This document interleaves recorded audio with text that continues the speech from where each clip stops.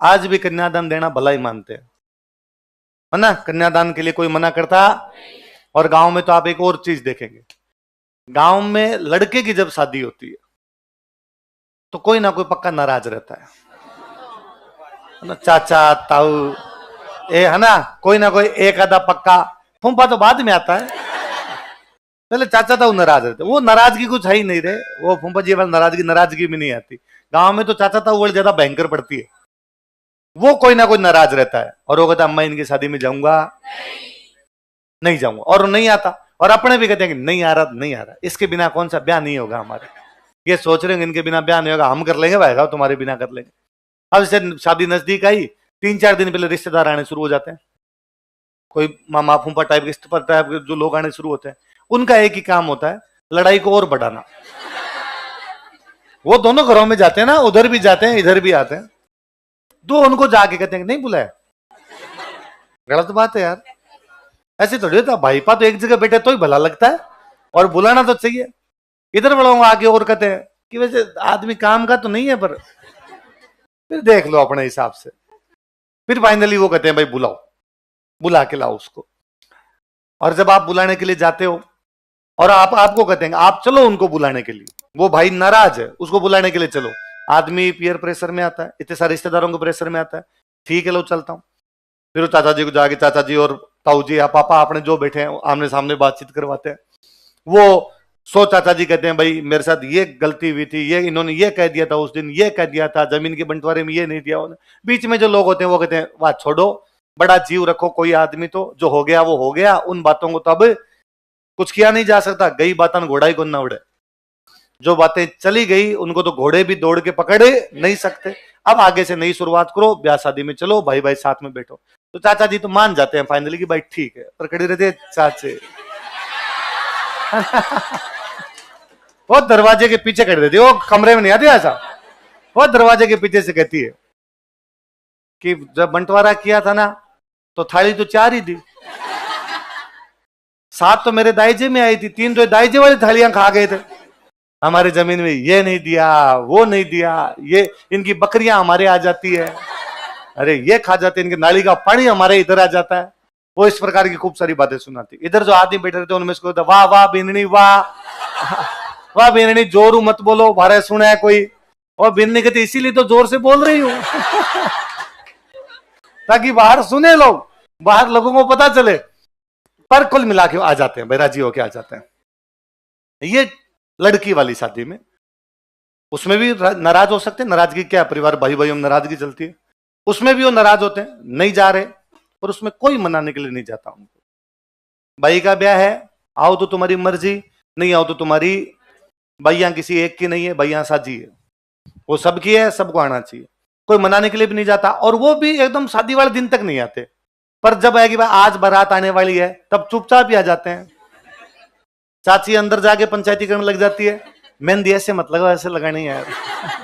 चाचा जी बाहर आके पंचायती कर रहे थे, ये टेंट यहां से उखाड़ के वहां लगाओ।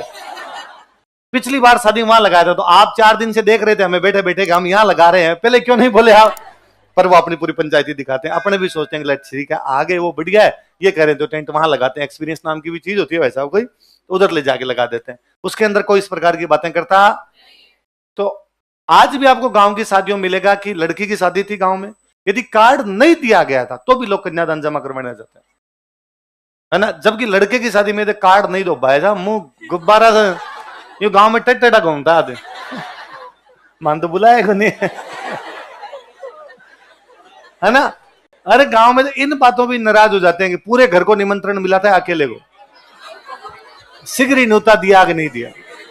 सिगरी जानते हो, सिगरी सिगरी मतलब पूरे परिवार, सगरी पूरे परिवार को दिया तब तो सिगरी। तो कई बार क्या होता है जैसे अपने को देना है पूरे परिवार को, अपने मन में है उनकी पूरी परिवार, कोई गलती से नहीं दिया गया, वो एक एक घर में दे के आते हैं। काम में कार्ड वार्ड नहीं रहे, एक एक घर में जा जाके बुलावा देना पड़ता है, थारे सिगरी है, थारे नूतो है, थारे सिगरी। सिगरी मतलब पूरे परिवार को है, चूल्हा नूत है, पूरा चूल्हा जीवने के लिए आज तुम्हारे घर पे खाना बनना। और जो मान लो किसी की गलती से अपने चूल्हा नूत भूल गए, अपने किसी कहने भूल गए, वो आएगा, एक आदमी आएगा खाना खाने के लिए और उसमें टेढ़ा घूमेगा। तो अपने जैसे देखा आपने, अरे अकेला क्यों आया, टाबर नहीं रहा साथ के अंदर, और वो आदमी उतना एटीट्यूड के अंदर कहता है कि सिगरी दियो, हमें सिगरी नोता दिया नहीं था, तो हम सारे आए। ये जालोर सिरोही साइड वालों को तो और भयंकर चीज है, इनके तो जिसको बारात में लेके जाना होता है उसको देनी पड़ती है साबुन, साबुन साबुन साबुन। जिसको बारात में लेके जाना उसको क्या देनी पड़ेगी? इसका मतलब है नहा धो के कल तैयार रहना। यदि किसी को साबुन नहीं मिली, इसका मतलब तेरे को बारात में लेके, तो गांव में चर्चाएं होती है कि भाई अपने दो दोस्त है, अपने किसी तीसरे दोस्त की शादी, तो अपने पूछते हैं हाबू आयो, सह को है बोलते हैं, साबुन को साबू, सह को है बना दे हाबू, हाबू दियो थर ना, थर दियो हाबू ना। इसलिए अपने दोनों को बारात में लेके और कई बार मान लो गलती से आपका दोस्त आप देना चाहते थे पर भूल गए, तो वो आपकी शादी में नहीं जाएगा बारात में। आप शादी से फ्री हुए 5-7 दिन बाद तू मेरी बारात में क्यों नहीं चला? वो होते ट्रीटमेंट हाबू दियो, हाबू नहीं दिया था तो मैं तेरी बारात में।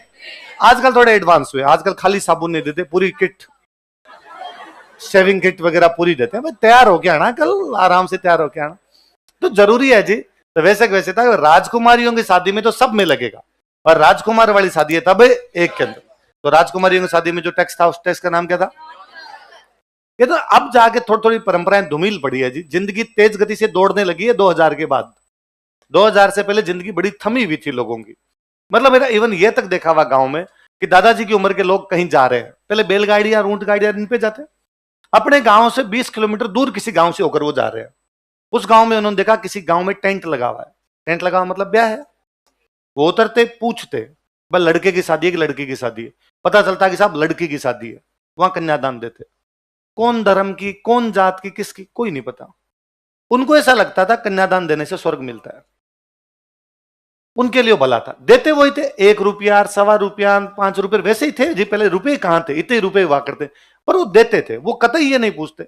और मेरे को तो इससे भी बड़ा जोरदार लगता है, एक और नोटिस करना कभी, कि जैसे अपने अपने के गांव की शादियां इस प्रकार से होती है कि मान लो मेरी बुआ की शादी की हुई है कहीं पर, तो बाद में मेरी बहन की शादी भी उसी गांव में कर देते हैं, है ना। और कई बुआ तो इतनी तेज होती है कि उस गांव की 10-15 भाइयों की शादी अपने परिवार में करवा देते है ना, अड़ोसियों पड़ोसियों की भी। तो भाई तुम्हारे भाई है, मेरे जेठूता है, उससे करवा दो, हमारे पड़ोस में वो लड़का, उससे करवा दो। तो गांव में वो जाल बंधा हुआ है, एक गांव में भाइयां देनी शुरू हुई तो उस गांव में 10 एक भाइयां अपने गांव की दी हुई है।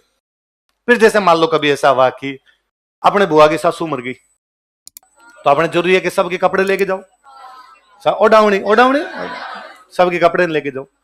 तो अब अपने बुआ के तो सारे परिवार के लेके जाने, बुआ के दौरानियां, जेठानियां, ननदेन, सासू तो मरी गई, उसके क्या लेके जाना है ससुराल, जेठन, देवर है, जितने हैं सबके लेके जाने। उनके भी लेके जाते हैं जो अपने गांव की है, भले वो अपने परिवार की भी नहीं है, अपने जाति की भी नहीं है, अपने धर्म की भी नहीं, उसके बावजूद उन भाइयों के लेके जाते हैं। अब वो सरदा सारू है कि आजकल अब चूंकि लोगों के पास पैसे आ गए तो आप पूरे सूट ही लेके चले जाते हो। पहले मेरे को याद होगा कि एक ओढ़नी लेके जाते, तो भाई खाली सिर नहीं रहनी चाहिए, भाई को ओढ़नी तो कम से कम उठाई जाए, वो लेके जाते और बाका देख के घर में जाके देख के आते। कई बार ऐसा होता था, वो मैं गया हुआ हूं कि कई बार ऐसा है कि आप जिनके घर पे देने के लिए गए हो, हमारा गांव बहुत बड़ा गांव है, काफी बड़ा गांव है, तो एक दूसरे को भी लोग नहीं जानते। लड़कियों के जानने की संभावना और कम हो जाती है, छोटी उम्र में शादी कर देते हैं, घर से बाहर निकले नहीं जाता तो जानती भी नहीं। आप उसके घर पे ओढ़नी देने के लिए गए, आपने जाके बताया भाई मैं तुम्हारे गांव से हूँ, फलान जी का हूँ, हमारी बुआ की शादी यहाँ हो रखी थी, तुझे पता हो तो यदि उनकी सासू एक्सपायर हो गई थी, हम ओढ़ावनी लेके आए थे, तेरी ओढ़नी लेके आए। वो नहीं जानती आपको, आप कौन हो, वो आपके परिवार को भी नहीं जानती, उसके बावजूद वो लेती है, उसे लगता है मेरा सगा भैया है, वो आपको अपने दुखड़े तक बता देती है। इवन मतलब कई बार तो छोटी छोटी बाइयां होती है, रोने लग जाती है, सागे चाल सी हूं आज फोन और आ गए तो आपको दुनिया नजदीक लगती है। पहले एक 16-17 साल की बच्ची जिसकी कहीं शादी कर दी गई, साल भर तक उसकी पीर नहीं बेचते तो उसको तो याद आती थी।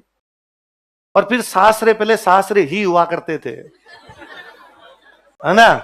डोकरियां इतनी खोड़ली होती भाई साहब, डोकरियों को लगता जितना शोषण हमारी सासू ने हमसे किया था उतना बदला लिया जाएगा।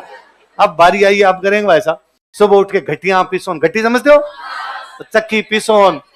अब 16-17 साल किसी बच्चे के लिए सब काम टफ होता, उसको तो मतलब यूं कोई पीहर का दिखता तो उसको लगता है अरे मेरा सगे भाई से भी बढ़ गया है। इसलिए अपने कहावतें बनी कि पीर की चिड़कली चौकी लगे। पीर की तो क्या अच्छी लगती है कि चिड़िया भी आए तो कहीं पर अच्छी लगती है। मुझे लगता है ये कितना सामाजिक ताना बाना हमने सोच के बनाया था कि नहीं यार, सब लोगों के साथ में ताकि तारतम्य में बैठा रहे और सब लोग ये माने कि गांव की सब लड़कियां बहन है, सब लोगों में मैसेज जाए कि भाई गांव की है अपने तो वो अपनी बहन बेटी के समान है, वो कोई दूसरी नहीं। और मानते थे लोग माना करते थे। दूर दराज में भी कहीं पता चलता, कहीं रिश्तेदारी में जाते और जाते और वहां पता चलता कि यार उस गांव के अंदर अपने फलाने गांव की 3 पीढ़ी पहले की भी कोई बुआ दी हुई है, अब जो बूढ़ी हो गई, मान लो उसकी 90 ईयर्स ओल्ड है वो, तो भी लोग उससे मिलने के लिए जाते। वो उतना ही उसका स्वागत सत्कार करे जैसे मेरे को रियल भतीजा आया हो, वो वैसे ही उसको रखा करती। इसलिए कुछ साल पहले तक हमारी व्यवस्था ये थी कि लड़कियों को जब नया नया पढ़ाना शुरू किया था ना, पिछले 20 सालों में लड़कियों को पढ़ाना शुरू किया ज्यादा बड़े तौर पे गांव में, पहले पढ़ाते ही नहीं थे, फिर धीरे धीरे पढ़ाना शुरू किया देते। गांव में 5वीं की स्कूल है तो 5वीं पढ़ा दी, फिर छुड़वा दी। गांव में 8वीं की स्कूल है तो 8वीं पढ़वा दी, फिर छुड़वा दी। आगे कहां भेजे, उनके सामने भी समस्या थी। धीरे धीरे लोग इंटेलिजेंट है तो उन्होंने कहा नहीं यार आगे पढ़ानी चाहिए, तो क्या करें, कैसे पढ़ाएं। 8वीं तक पढ़ा ली, 10वीं तक पढ़ा ली, तो कहा प्राइवेट करवा देते हैं इसको। तो आपको जस्ट आप जो लड़कियां बेटी, आपकी जस्ट पिछली पीढ़ी में से खूब सारी लड़कियां मिलेगी जिन्होंने 10th के बाद पूरी पढ़ाई प्राइवेट कर ली, 12th प्राइवेट है, BA प्राइवेट है, MA प्राइवेट है, और वो कोई नौकरी भी लग गई होगी पर पूरी एजुकेशन उनकी प्राइवेट हो रखी है। तो फिर कैसे करें, तो पास में कोई शहर है 20 किलोमीटर दूर और वहां पर बच्ची का एडमिशन करवा दिया। अब एग्जाम देने तो जाना ही पड़ेगा। एग्जाम देने कौन दिलवा के लाएगा एग्जाम? आपके पापा जो है वो खेत में काम करते हैं, मम्मी आपकी अनपढ़, वो तो खुद ही कभी घर से बाहर नहीं निकली। तो पड़ोस का कोई लड़का जो उस कॉलेज में BA करता है उनके साथ भेज देते। भाई का पेपर है दिरवाई, भाई उनके साथ जाती आती, बहुत इजी बहुत स्मूथली था, ऐसा कुछ लोगों को अजीब भी नहीं लगता था। ये सब हुआ करता था क्योंकि लोग ये मानते थे कि एक गांव के अंदर सब भाई बहन होते हैं। पिछले कुछ सालों में कुछ नाजोगे पैदा हुए जिनको अपने गांव में प्यार होना शुरू हुआ है, पूरी व्यवस्था का बट्टा बिठा के रख दिया है। आपको धूड़ खानी 10 किलोमीटर दूर जा खाओ यार। और ये स्लिपरी स्लोपिंग है, जब आप एक बार फिसलने लगते हैं तो ये फिसलन कहां समाप्त होगी उसका कुछ ही नहीं पता है। अभी तक आपको पड़ोस वाली लड़की बहन लगनी बंद हुई है, अगला निशाना भी चाचा जी वो लड़की है, अब वहां तक आएंगे फिर तो रियल बहनी बची, वहीं तक ही आया जाए बाद में, फिर हम इस व्यवस्था को पूरी तरीके से समाप्त कर देंगे। अब फिर थोड़ा कम हुआ है, पहले ये भी था गांव में कि एक लड़की की शादी हुई, जिस गांव में शादी हुई उस गांव के किसी एक परिवार के साथ, ज्यादातर मामलों में जो अन्य जाति का हो, उनके उस लड़की को गोद डाल दिया करते, झोड़ा घालियन खोड़ा घालियन बोलते ऐसे। इसका मतलब एक था कि उस लड़की का पीहर दूर है, 50 किलोमीटर, 100 किलोमीटर, 200 किलोमीटर, वो अपने ससुराल में रहेगी तो ससुराल के पूरे आचरण फॉलो करने पड़ेंगे। कभी कभार छोटा मोटा तीज त्योहार है तो अपने उस घर में चली जाए जिसमें उसको गोद डाली हुई, वो भी उसके पीहर जैसा है, ताकि कम से कम एक पूरे दिन तो रिलैक्स फील करे। धर्म भाई बना लिए, गोद डाल दी इस प्रकार की। और लोग उनके घरों में भी वैसे ही रहा करते जैसे कोई रियल बहन रहती है। उल्टा वो लोग ज्यादा माना करते कि खुद की बहन को नहीं मान रहे, ज्यादा उनको मान ली। ये व्यवस्था धीरे धीरे बंद हो जाएगी। तब मैं सोचता हूँ यार हम किस मोड़ पे आके खड़े हो गए, इतना कैसे नैतिक पतन हो सकता है हम कि हमें हमारे गांव की बहन बेटी भी बहन बेटी ना लगे। ऐसा क्या प्यार है? और ये प्यार है तो फिर खुद की मां बहन से ही करो ना, डायरेक्ट वहीं घुसो ना, फिर थोड़ा दूर क्यों जा रहे हो, और नजदीक ठीक रहेगा थोड़ा। तो ये तो लोगों का दिमाग ही खराब हो गया इस मामले के अंदर। तो अब वो बुआ के गांव में किसी और की शादी हो रखी थी, उनके लिए ओढ़नियां लेके जानी है, तो समाप्ति है। किसकी ओढ़नी किसकी और नहीं, बस ठीक है अपनी खींचो और अपनी ओढ़ो, दूसरे से तो कोई मतलब नहीं। पशुवत आचरण तो पशु भी करता है, अपना अपना सोचता है। मनुष्य कम से कम इतना तो सोचे, समाज का ताने बाने को तो बना के रखे। पर जनता ऐसे लोगों के भी फेवर में आती है कि नहीं प्यार कहीं भी हो सकता है। 2 पीढ़ी पहले तो नहीं हो रहा था, आजकल नया नया होना शुरू हुआ है, वैसा भी है। ऐसे कोई नाजोगे मिले उनको कूटा करो और पकड़ गए। अभी कोई वीडियो वायरल कर देगा, प्यार करने वालों पे पहरा बिठा रहा है खुद की जीवन में नहीं मिला तो लोगों को भी रोक रहा है किसी ने वीडियो वायरल किया देख लेना, बाबू की सौगंध है तुम्हें तुम्हारे। बाबू मतलब मम्मी, तुम्हारे वो सोना बाबू ही दिखती है